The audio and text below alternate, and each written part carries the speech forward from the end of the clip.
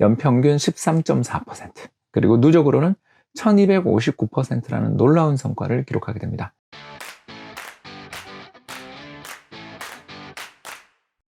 안녕하세요. 28년차 이코노미스트 홍춘욱입니다.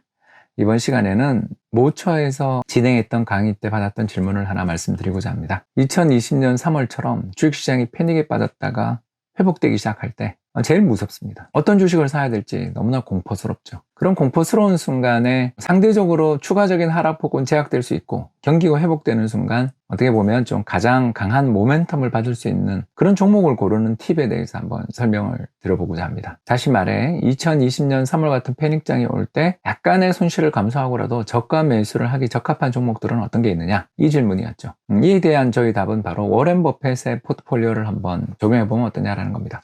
물론 2020년 3월 이후 한국을 비롯해 선진국 시장에서 성장주가 죄다 강세를 보인 거 다 알고 있죠. 그러나 문제는 뭐냐 하면 성장주는 변동성도 굉장히 크기 때문에 그때 그 성장주를 용기 있게 잡기가 참 어렵습니다. 일단 성장주들은 미래 성장 가능성이 무궁무진하다고 생각되는 그런 기업들이기 때문에 기업의 실적이 붕괴될 가능성이 높고 더 나아가서 앞으로 경제가 어떻게 될지 모른다라는 불확실성이 부각될 때 사실 투자하기 어려울 때가 많거든요. 이럴 때는 워렌 버핏의 투자 철학을 적용해보는 게 좋지 않을까 생각됩니다. 참고로 워렌 버핏은 그림에 나와 있는 바와 같이 세계적인 기업 버크셔 해서웨이의 회장으로 재직하고 있는 세계에서 세 손가락 안에 꼽히는 부자인데요. 여러 다른 부자들, 제프 베조스라든가 또는 앨런 머스크 같은 부자들은 다 기업을 창업함으로써 부자가 되었다면 워렌 버핏은 주식 투자로 이 부를 이뤘다는 면에서 차이가 있다고 할 수 있겠습니다.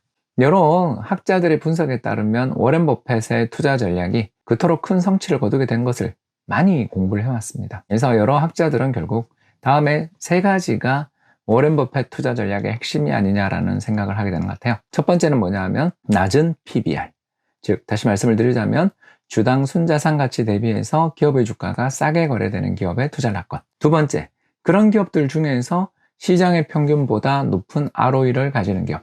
여기서 ROE란 리턴 온 이쿼티의 약자로 기업이 가지고 있는 자기 자본 대비 얼마나 많은 성과를 이뤄내는지를 측정한 것입니다. 결국 ROE가 높다라는 건 좋은 회사라는 뜻이죠. 결국 좋은 회사가 값싸게 거래될 때 사라라는 겁니다. 즉 패닉에 사자 이런 뜻이죠. 세 번째는 ROE가 높은 기업들 중에서도 이익의 변동성이 큰 기업들이 있어요. 이걸 어떻게 골라내느냐? 그럼 바로 변동성 지수를 측정하면 됩니다. 즉 베타라고 하죠. 베타가 시장 평균보다 낮은 기업을 투자하는 것입니다. 다시 하겠습니다. PBR이 낮고 ROE가 높으며 베타가 낮은 기업을 투자하라는 것입니다. 이 종목을 어떻게 골라내냐고요? 몇몇 HTS에서 기업들의 ROE라든가 PBR 같은 경우는 쉽게 조사가 가능하고요.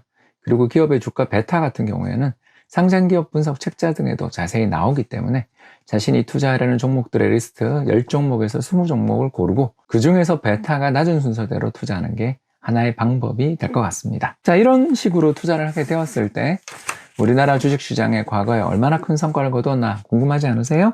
바로 코스피 200 종목을 대상으로, 왜냐하면 ROE나 여러 가지의 기업 이익에 있어서 신뢰성이 높은 기업들은 코스피 200 종목에 많이 포함되어 있어서 그렇습니다. 그래서 이 기업들의 투자를 지난 21년 동안 했다고 가정했을 때 연평균 13.4%, 그리고 누적으로는 1259%라는 놀라운 성과를 기록하게 됩니다. 같은 기간 코스피가 연 5%, 그리고 누적으로 190% 정도 상승했다는 점을 생각해 본다면 비교가 되지 않을 정도로 뛰어난 워렌 버핏 전략의 성과를 볼 수가 있었습니다. 물론 이 워렌 버핏 전략이 항상 이기는 것은 아닙니다. 주가가 폭락하는 초기 국면에는 워렌 버핏 전략도 속절없이 무너집니다. 가장 대표적인 경우가 닷컴 버블 때 39%, 그리고 리만 사태 때 50% 정도 폭락했으니까 이 전략이 항상 이기는 게 아니라, 제 말은 시장이 붕괴될 때 폭락한 다음에 투자하기에 좋은 그런 종목군들이 아니냐라는 것입니다. 마음의 편안함을 줄 수 있는 좋은 실적, 그리고 낮은 변동성 때문에 시장이 폭락한 다음에는 추가적인 하락의 리스크가 적다는 점,